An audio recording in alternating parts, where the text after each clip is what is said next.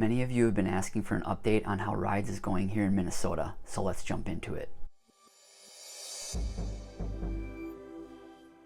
Really quickly, if you have yet to download the Solo app to help you manage your rideshare business and earn more, our referral link will be in the description. So some quick background. Wridz began operating here in Minnesota back in May, about 2 months ago.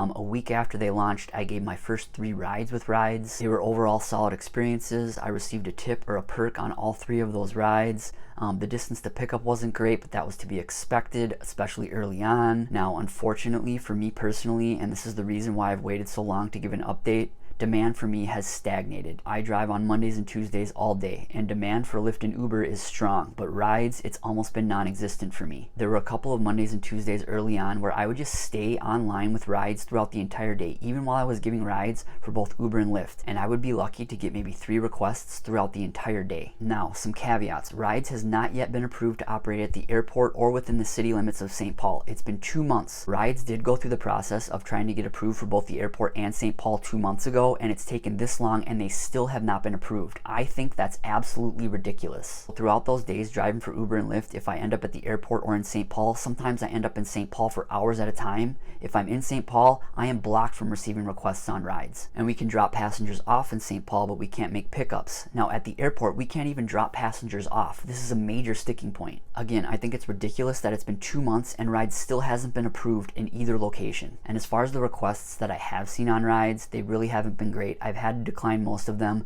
The distance to pick up is just too far and they're not paying enough. I'll see requests like this where I'm near downtown Minneapolis and the distance to the pickup is 15 minutes and 6.5 miles and then 7 minutes and 2.4 miles to the destination. And this is a minimum fare ride. It's only paying $5. I can't justify accepting this request. Here's another request that I received when I was near downtown Minneapolis, 11 minutes and 9 miles to the pickup location, and then 14 minutes and 7 miles to the drop-off location, and this was only paying $10.59. But again, overall for me, I drive Mondays and Tuesdays all day and requests have been few and far between. Now again, Wridz has that subscription model where drivers pay a subscription fee every month to access the platform and then drivers get 100% of all fares. Here that subscription fee is $100 a month, but I personally cannot justify that subscription fee with the demand that I have seen on the Mondays and Tuesdays that I've been driving. Again, the fact that they have not been approved for pickups within the city limits of St. Paul or pickups or drop-offs at the airport, that's a major sticking point and it's not their fault. They've submitted the paperwork, it's taken months, and they still have not been approved. But what could Wridz have done differently? They definitely should have incentivized passengers, they should have offered free rides, they should have offered discounted rides, especially right off the bat,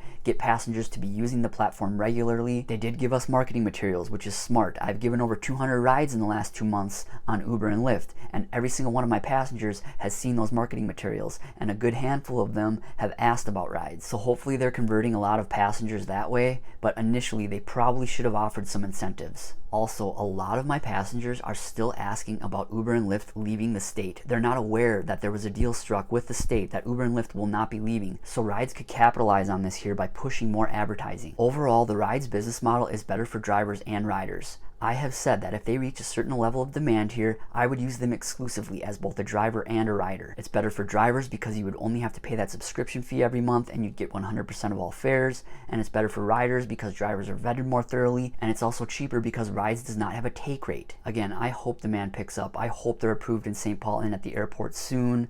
This has been my experience though with the demand on Mondays and Tuesdays, days that I drive. But what about all you other drivers in Minnesota that drive other days or even on the weekend? How has your experience been? Comment below and let us know. But that has been my experience so far. Again, it's great to have competition here and I hope they thrive going forward. If you've yet to download the Solo app to help you manage your rideshare business and earn more, our referral link is in the description. We also have a free newsletter and the link to sign up for that is in the description as well. If you've yet to watch my previous video on the 10 lessons that I've learned in my 10 years of driving rideshare, be sure to check that one out.